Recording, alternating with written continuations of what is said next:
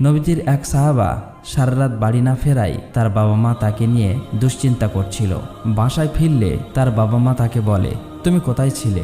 এমন সময় তাদের ঘরে থাকা মূর্তিটি হাতে লেগে পড়ে সেখানেই ভেঙে যায়।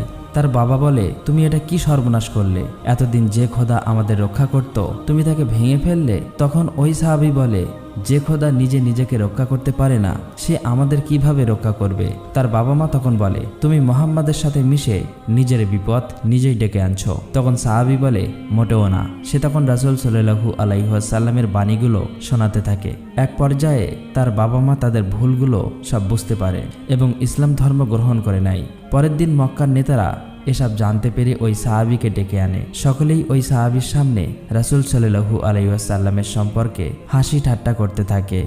উমাইয়া তখন তার গোলাম বেলালকে বলে, বেলাল, তুমি ওকে ততক্ষণ মারতে থাকবে যতক্ষণ ও নিজের ভুল বুঝতে না পারে। কিন্তু